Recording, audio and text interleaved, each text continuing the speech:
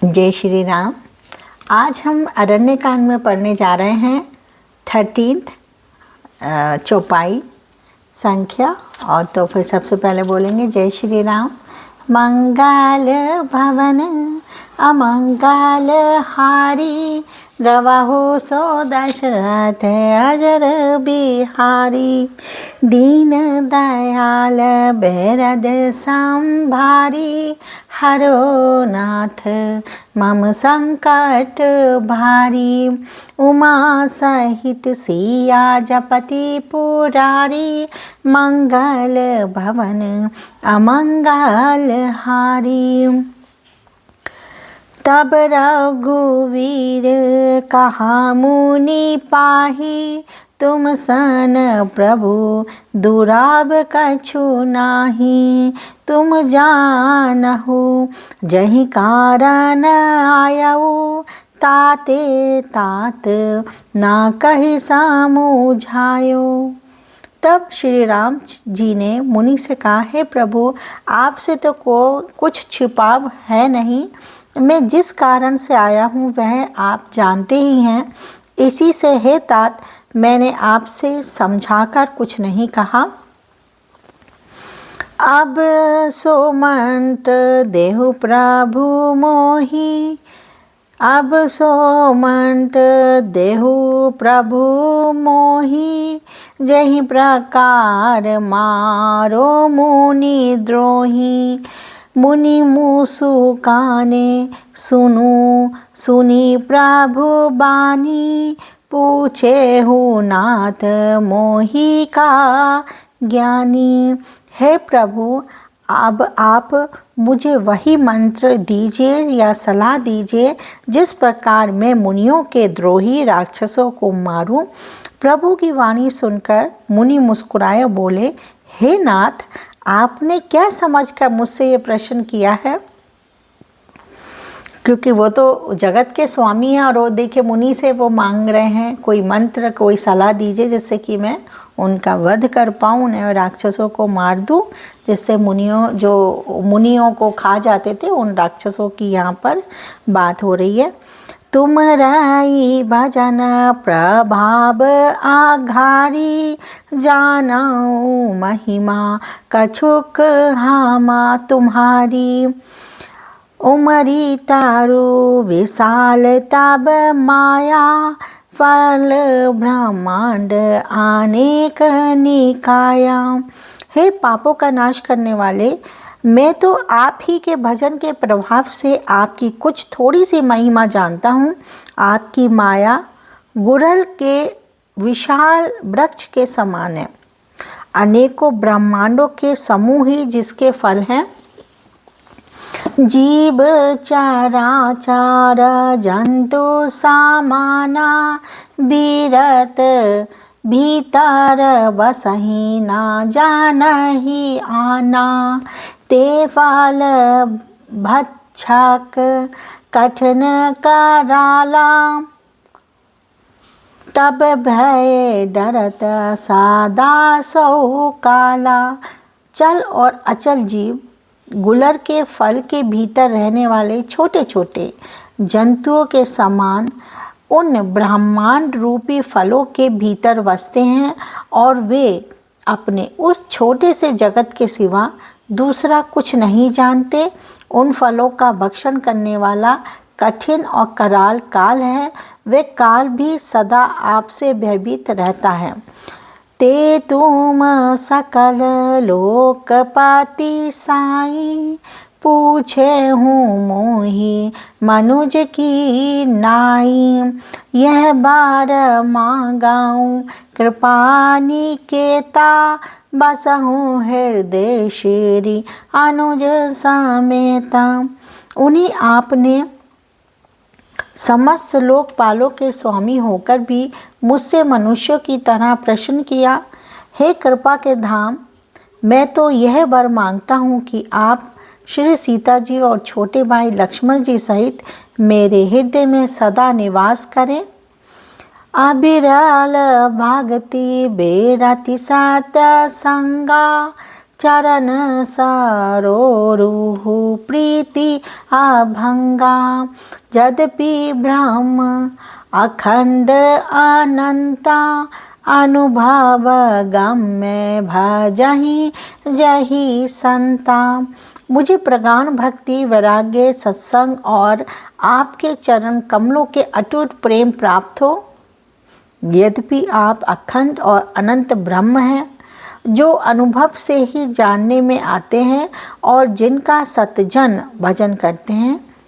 असताब रूप बाखानऊ जानऊ फेरी फेरी सगुन ब्रह्म रति मानऊ। संतात दासन देहु बड़ाई ताते मोही पूछे हूँ रघुराई। यद्यपि मैं आपके ऐसे रूप को जानता हूँ और उसका वर्णन भी करता हूँ, तो भी लौट लौट कर मैं सगुण ब्रह्म में आपके सुंदर स्वरूप में ही प्रेम मानता हूँ।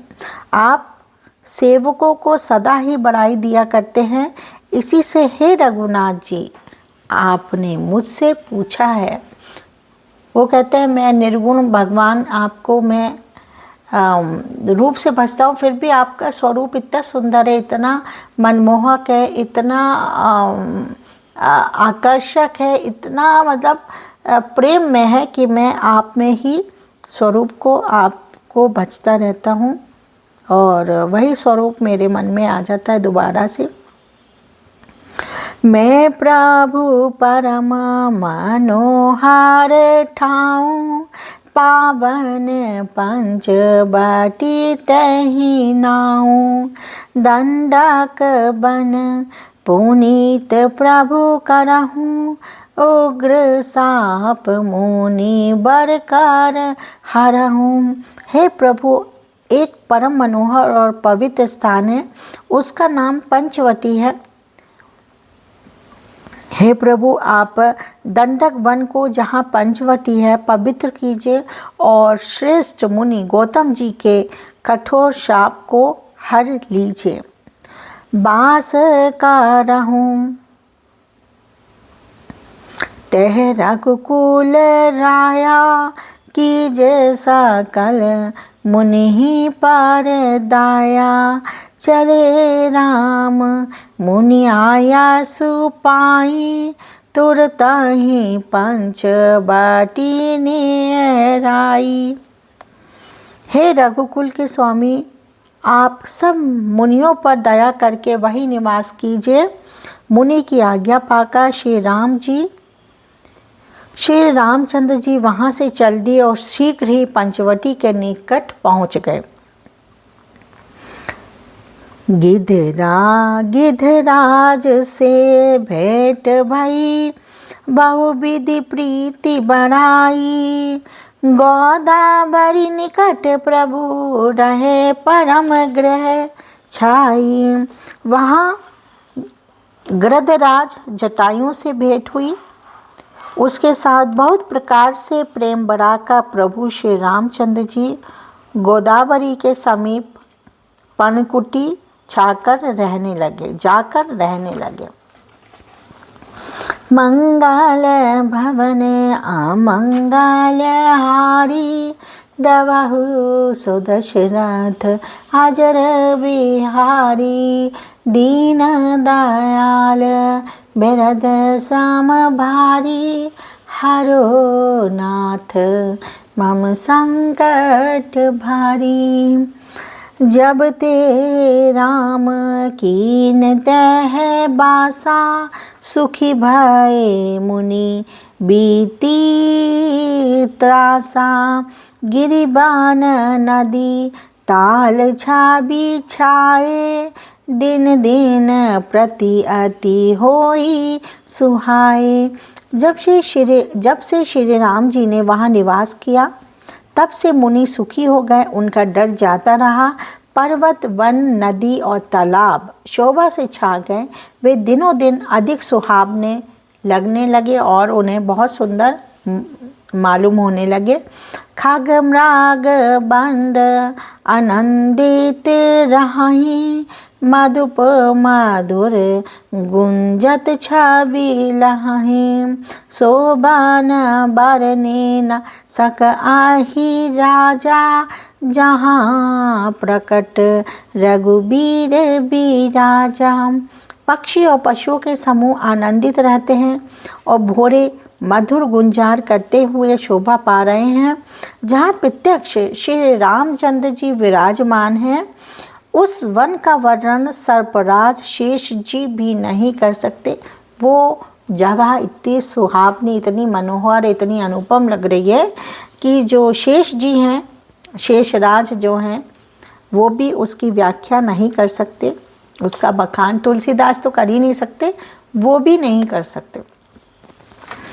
एक बार प्रभु सुख आसीना, लक्ष्मण वचन काहे छल हीना। सुर नर मुनि सचराचर साई, मैं पूछूं निज प्रभु की नाई।